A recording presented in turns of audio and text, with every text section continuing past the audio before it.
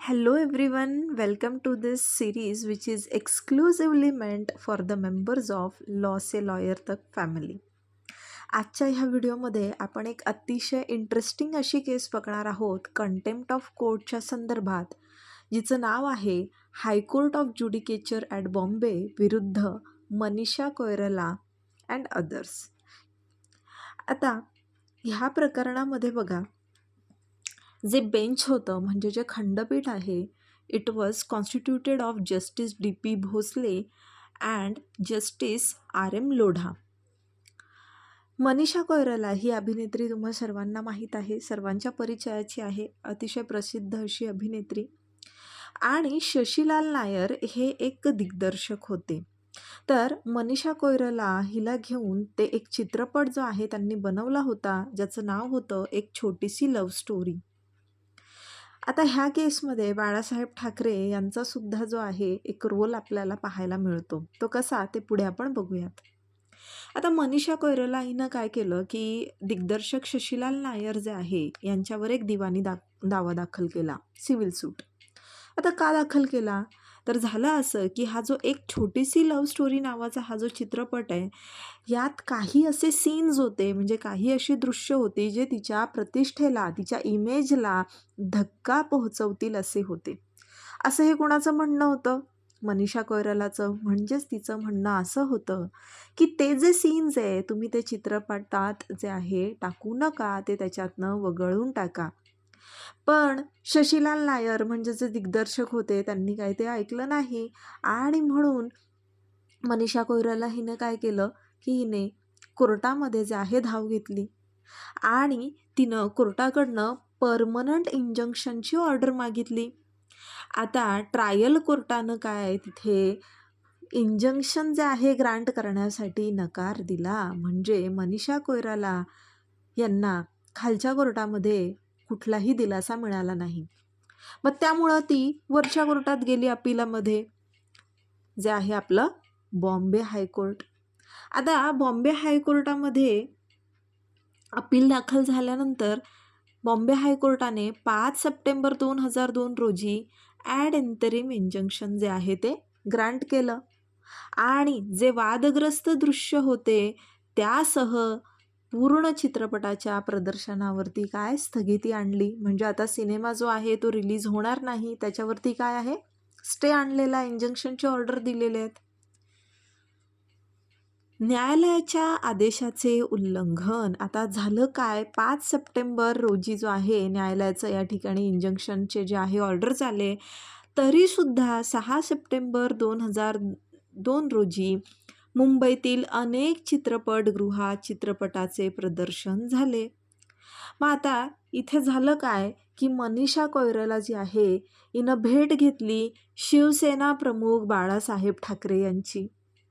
शिवसेना प्रमुख बाळासाहेब ठाकरे यांची भेट घेतल्यानंतर शिवसेना कार्यकर्त्यांनी काय केलं की हे जे सगळे सिनेमागृह जे होते इथे त्या चित्रपटाचं प्रदर्शन जे आहे ते रोखलं.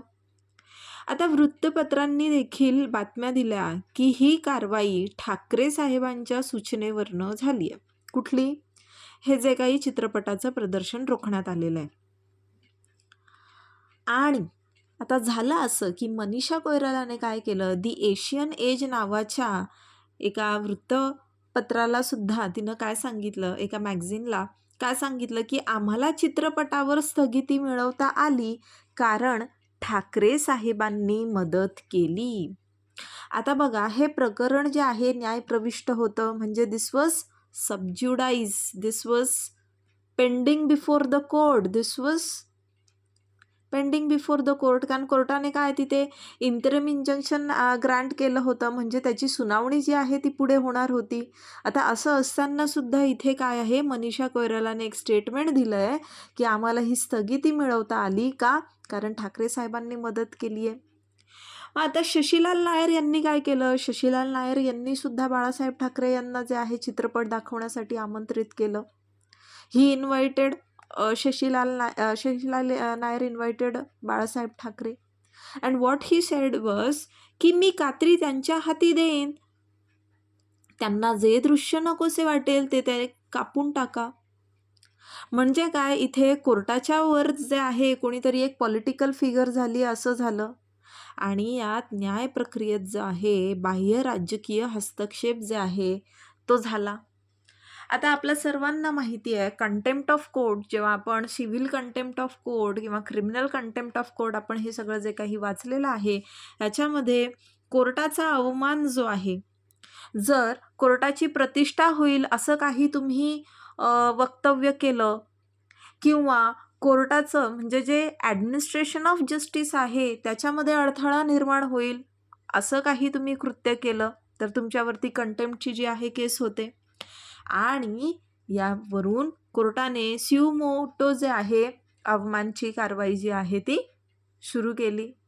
दंडनीय अवमान म्हणजेच क्रिमिनल कंटेम्प्ट या ठिकाणी झालेला आहे. This was not civil contempt, it is criminal contempt. आणि 13 सप्टेंबर 2002 रोजी ही कारवाई जी आहे सुरू झाली. मग न्यायालयासमोर काय मुद्दे आहेत, what were the issues? Manisha Koirala व शशीलाल नायर यांची कृती दंडनीय अवमान ठरते का?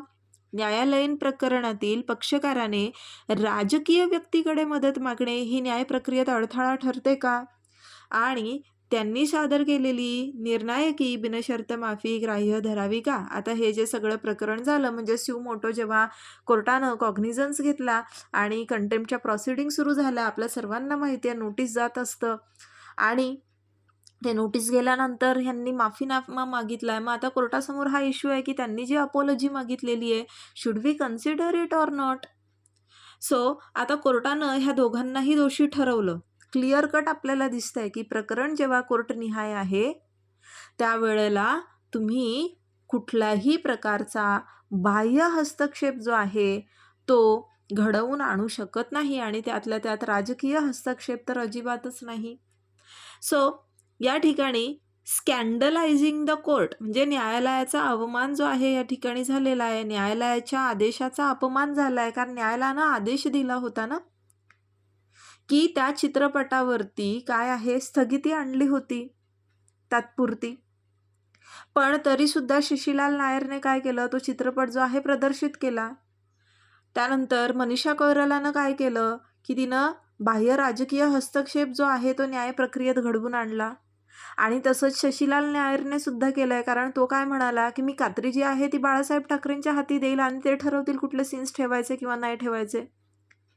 आता बाळासाहेब ठाकरे हे काही कोर्ट नाही नव्हे, हे एक राजकीय पॉलिटिकल फिगर होते. ते प्रकरण ऑलरेडी कोर्ट निहाय होतं आणि त्यामुळे बाळासाहेब ठाकरेंकडे जे आहे अशा पद्धतीची मदत मागणं किंवा अशा पद्धतीने निर्णय जे आहे ठरवण्याचं त्यांना ते अधिकार देणं हे कुठे ना कुठे यांचं चुकलंय. आणि न्यायालयानं काय म्हटलंय, कोणत्याही पक्षकाराने न्यायालयीन आदेशाची अंमलबजावणी कायदेशीर मार्गानेच करावी, राजकीय किंवा रस्त्यावर उतरून नव्हे. तर कोर्टाच्या आदेशाची अंमलबजावणी कशी झाली पाहिजे, ही कायदेशीर मार्गानेच झाली पाहिजे, लीगल वेने, राजकीय किंवा रस्त्यावर उतरून नव्हे. तुम्ही रस्त्यावरती दंगे वगैरे करणार, चित्रपटगृहांची जाळपोळ करणार किंवा तोडफोड करणार, तर अशा पद्धतीने जे आहे तुम्ही न्यायालयीन आदेशाची अंमलबजावणी करू शकत नाही, ती कायदेशीर मार्गानेच करायची असते. मनीषा कोइरालाचे वर्तन असे दाखवते की न्यायालयाचा निर्णय तिच्या राजकीय संबंधांमुळे झाला, हे न्यायालयाची प्रतिष्ठा कमी करणारे आहे. जे तिने वक्तव्य दिलं होतं ना त्या वृत्तपत्रामध्ये, दी एशियन एजमध्ये, की बाळासाहेब ठाकरेंमुळे काय झालंय की त्यांना स्थगिती मिळाली आहे, मग ह्याच्यानं काय झाली आहे, न्यायालयाची प्रतिष्ठा जी आहे कमी झाली आहे. नायर यांनी बाळासाहेब ठाकरे यांना चित्रपट दाखवण्याचा प्रयत्न केला, यामुळं न्याय प्रक्रियेला बाह्य दबाव आणण्याचा हेतू जो आहे तो दिसून येतो. मात्र त्यांना शिक्षा झाली का, तर नाही. मनीषा कोइराला व शशीलाल नायर दोघांनीही निर्णायकी, विनम्र आणि बिनशर्त माफी सादर केली. न्यायालयानं ही माफी प्रामाणिक, पश्चातापपूर्वक व नैतिकतेने दिलेली असल्याचे मान्य केले. आणि अंतिम निर्णय काय झाला मग, हे दोषी ठरवले गेले, मात्र यांना कुठलीही शिक्षा किंवा दंड म्हणजे कुठलाही इम्प्रिझनमेंट किंवा फाईन जे आहे ते बेसिकली इम्पोज नाही झालेलं आहे. त्यांची माफी जी आहे ती स्वीकारण्यात आलेली आहे. तर आय होप तुम्हाला ही केस जी आहे ती समजली असेल.